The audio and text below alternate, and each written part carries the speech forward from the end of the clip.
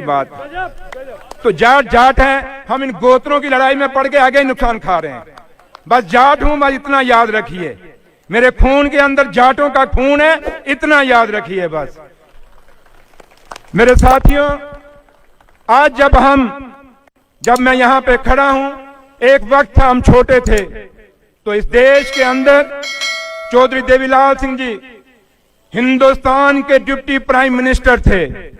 अलग अलग रियासतों के अंदर हमारे मुख्यमंत्री थे, हमारे एमएलए और एमपीओ की कहीं कमी नहीं थी। और जब मैं आज आपके सामने खड़ा हूं तो बिल्कुल एक दिया लेके आप देख रहे हैं कि जम्मू कश्मीर से एक डिप्टी चीफ मिनिस्टर है। कभी ये सोचा है हमने? ये सोचने की जरूरत है। जो कौम डिप्टी प्राइम मिनिस्टर पे पहुंच गई, वो आज एक एक ओहदे के लिए देख रही है। बाबा साहब भीमराव अम्बेडकर ने कहा था, पढ़िए, एकजुट होइए। उन्होंने क्यों कहा था अपनी कौम को कि पढ़िए, एकजुट होइए, उसके बाद सियासत में मजबूत होइए, क्योंकि पढ़ जाओगे, लिख जाओगे और जब तक एकजुट नहीं हो जाओगे, बेशक आप ऑफिसर बन जाओगे, कल आपको एक एक ट्रांसफर के लिए, एक एक पोस्टिंग के लिए आपको तरसना पड़ेगा, क्योंकि रहनुमाई करने के लिए आपके आगे कोई नहीं होगा। ये जम्मू कश्मीर में हमने भुगता है, ये जम्मू कश्मीर में हमने देखा है। आज जब मैं बना, मेरे लोगों को कोई काम नहीं है। मैं इनको बात पलसानिया साहब को कह रहा था, मैंने कहा कोई, आज मेरे पास बहुत बड़े महकमे हैं जम्मू कश्मीर के अंदर, सड़कों का आरएनबी जिसको पीडब्ल्यूडी आप कहते हैं, वो महकमा है, इंडस्ट्री है मेरे पास, माइनिंग है, स्किल्ड है, लेबर है, दूसरे महकमे हैं, और ऐसे महकमे हैं जो हमारी तामीर और तरक्की से जुड़े हुए हैं। वो इसके लिए नहीं आते, वो कहते हैं हमें खुशी है कि इन 75 सालों में हमारा डिप्टी चीफ मिनिस्टर बन गया है। कितनी सीधी ये कौम है, कितनी भोली ये कौम है। Deputy chief minister Surendra Chaudhary बना, लेकिन खुशी अपने घरों में मना रहे हैं। उनको कोई अपनी सड़क की परवाह नहीं, उनको अपनी कोई इंडस्ट्री की परवाह नहीं। फिर मैं उनको कहता हूं, मैंने कहा ये खुशियां ठीक हैं आपके लिए, लेकिन इसके साथ साथ सुरेंद्र चौधरी के पास जो महकमे हैं, इनका फायदा लीजिए। मैंने जयपुर में जब एक अंतर्राष्ट्रीय सम्मेलन था हमारा जाट पार्लियामेंट का, उस समय भी मैंने कहा था, और मैं आज जिन कुर्सियों के लिए हम बात करते थे, उसी में से एक कुर्सी मुझे भी मिली है। हमने कहा, उसमें मैंने कहा था अपने भाषण में कि हमें समझ नहीं आती, जब हम कुर्सियों से उतरते हैं उसमें हमें बरादरी याद आ जाती है, उसमें हमें यह याद आ जाता है कि हम इस कौम में पैदा हुए हैं। लेकिन जब कुर्सी पे बैठते हैं, उसमें चाहे कोई ऑफिसर बन जाए, चाहे कोई मंत्री बन जाए, मुख्यमंत्री बन जाए, उप मुख्यमंत्री बन जाए, फिर आदमी यहां से बुलाएगा, वो इधर से देखता है, वो हाथ मिलाएगा, ये अंगल देगा उसको, ये मिला, बस इतनी अंगल देता है आगे से। ये हमारा है, ये हमने देखा है, हमने भुगता है, और इन्हीं में से निकल के सुरेंद्र चौधरी आज इस मुकाम पे पहुंचा है। आपने मुझे हल दी तो मैं पलसानिया साहब को हंस रहा था, मैंने कहा जम्मू कश्मीर में जिस पार्टी से मैं आया हूं, मेरा चुनाव निशान यही है।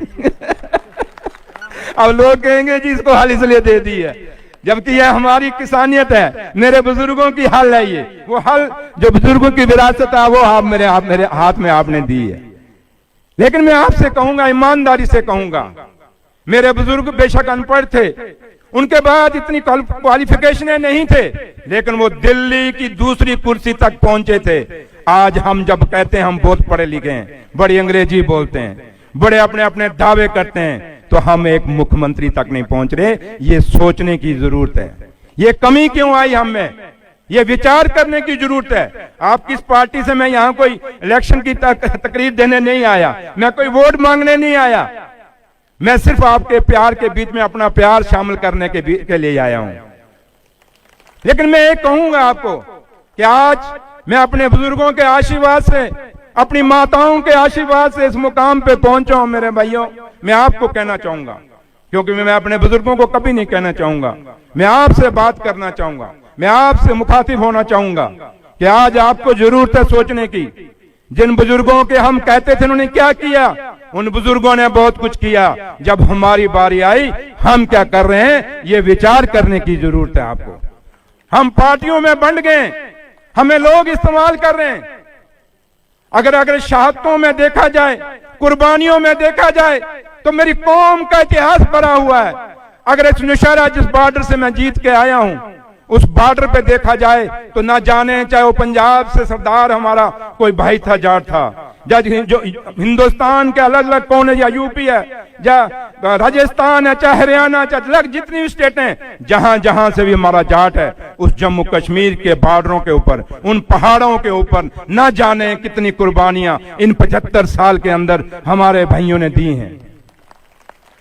अगर कुर्बानियों का लिखा जाए, अगर लेखा जोखा किया जाए, तो हमारे पन्नों 10 पन्ने भरे होंगे, लेकिन जब कहीं बैठने की बारी आए कुर्सी की, तो कहीं हमारा नामो निशान नहीं है। क्या हम सिर्फ कुर्बानियों के लिए बने हैं?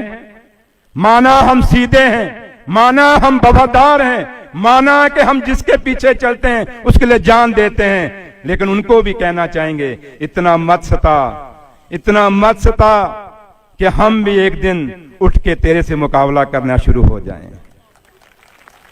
ना सता इस गरीब को, ये गरीब रो देगा, पता लगेगा इसके मालिक को तो तुझे कब्र से भी खोद के निकालेगा। ये जज्बा हम रखते हैं। आज जब मैं आपके सामने आया हूं, सिर्फ प्यार के लिए आया हूं।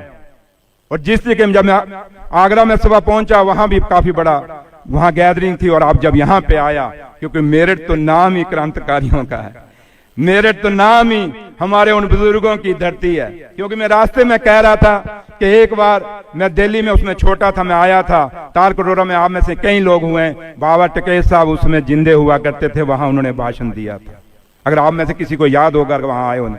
चौधरी दारा सिंह वहां पे उसमें प्रधान हुआ करते थे। तो इसलिए हमने उन बुजुर्गों के भाषण सुने हुए हैं, उनकी आवाज के अंदर वो खनक देखी हुई है, उस आवाज के अंदर हमने वो ललकार देखी हुई है। हम उस उस ललकार की आवाज के अंदर हम बड़े पड़े हुए हैं। इसलिए मैं नई पीढ़ी से कहूंगा कि आप पढ़ लिख गए हैं, बहुत मुबारक आपको, लेकिन आपको सोचना होगा। हमें ये पार्टियों के चोले उतारने होंगे, हमें कौम के नाम पे इकट्ठा होना होगा। आज आपके सामने हरियाणा से बड़ी उम्मीदें थी हमें, आज हरियाणा ने भी हमें रुसवाई ही किया। इसलिए मैं ज्यादा नहीं कहना चाहूंगा, क्योंकि मैं पॉलिटिकल आदमी हूं, फिर वो दूसरी तरफ चला जाएगा। लेकिन दुख होता है क्योंकि हम जो चाहते हैं वो नहीं हुआ। अपना अपना है, बगाना बगाना है, ये दिल में कहीं सोचना पड़ेगा। पार्टियां अपनी नहीं हो सकती, ये पार्टियों के झंडे आपके नहीं हुए। ये देश हमारा है, ये तिरंगा हमारा है, इसके लिए हम जान देंगे, पार्टियों के पीछे जान नहीं देंगे। ये फैसला आपको करना होगा। जब तक ये फैसला तिरंगे और पार्टी के बीच में आपको फैसला करना होगा।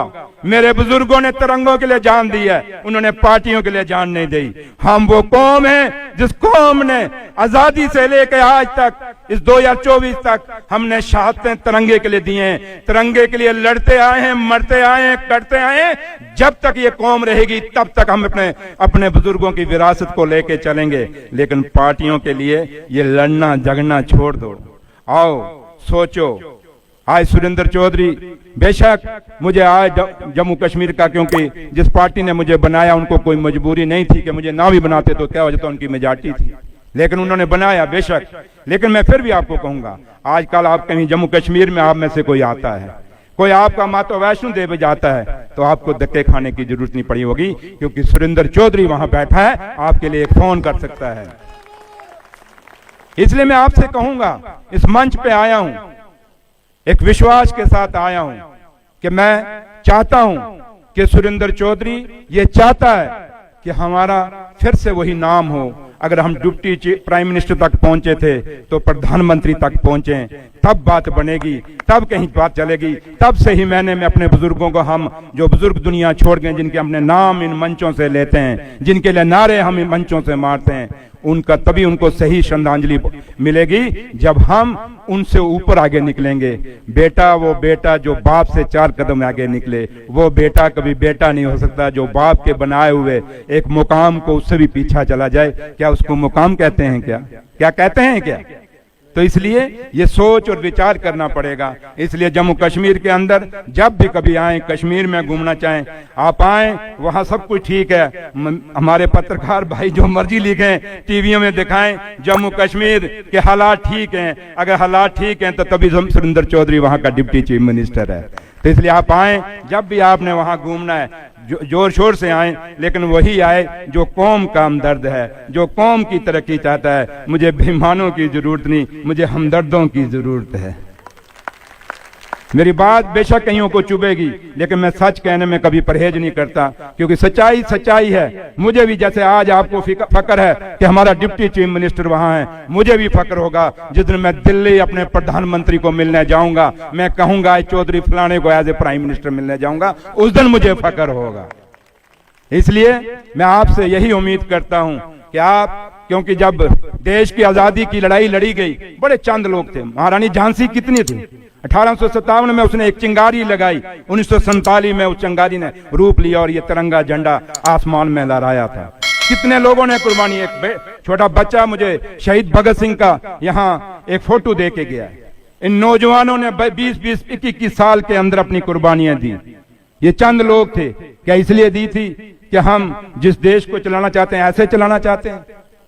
तो इसलिए वो थोड़े से लोग थे और देश की आजादी पा गए थे। हम भी जितने बैठे हैं, ये मेरठ वो धरती है, यहां से एक चिंगारी जो निकलेगी, मुझे पता है अगर आप सही मैंने वो चिंगारी लगाओगे, ये चिंगारी पूरे हिंदुस्तान में जाएगी और हिंदुस्तान में जाट समाज को इकट्ठा करेगी। तब जाके फिर आप इस देश के प्रधानमंत्री बन सकें। ये सपना मेरा भी है, ये सपना आपका भी है, ये सपना आने वाली नस्लों का है। आज आने वाली नस्लों ने यह फैसला करना पड़ेगा कि हमने क्या करना है, कि हमने नशों पे जाना है, जहां हमने अपनी तकदीर बनानी है।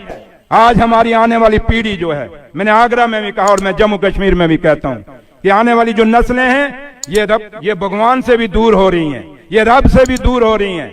हम लोग जब किसी से नहीं डरते, एक ताकत ऐसी है जिससे वो डरते हैं, वो है रब। हम कहते हैं यार उसका कहीं नुकसान, हमें कहीं नुकसान ना दे।